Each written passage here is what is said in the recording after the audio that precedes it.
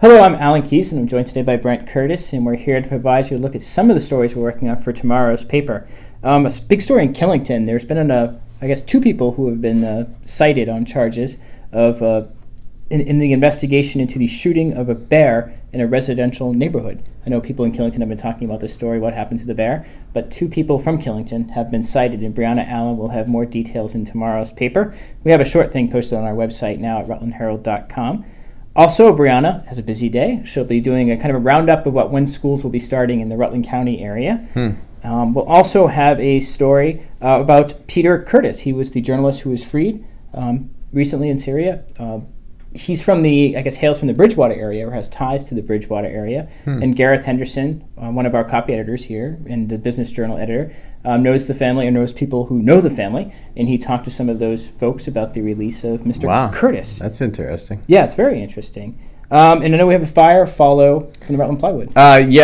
Basically, anyone in the city can probably still smell the smoke from the fire, which is still coming off of flames. There's smoldering remains that are still there. The fire department was there last night, hosing down another hot spot.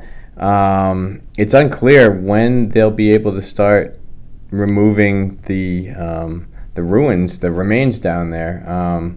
Obviously, it has to go out.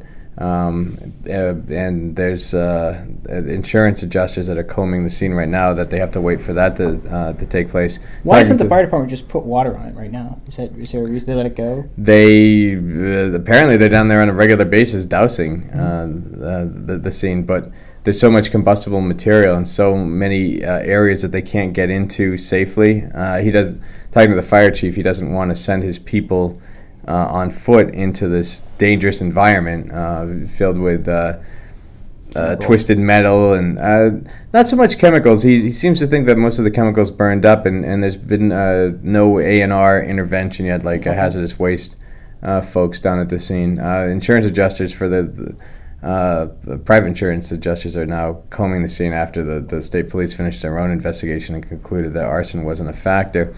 It could be, I don't know how long. No one seems to know how long this might take. All I know from talking a brief conversation with some insurance adjusters today is that their work is just getting started, and nothing can happen as far as cleaning the site until their work is done. And also in tomorrow's paper, we'll have a follow to an event that happened over the weekend in Brandon. It's a big fundraiser for the arts group there. Right. The auction of the rocking chairs that were done, I guess it raised more than $12,000, and Erin Mansfield will have that story. So let's look at some of the stories we're working on for tomorrow's paper. Thanks for watching. Have a great day.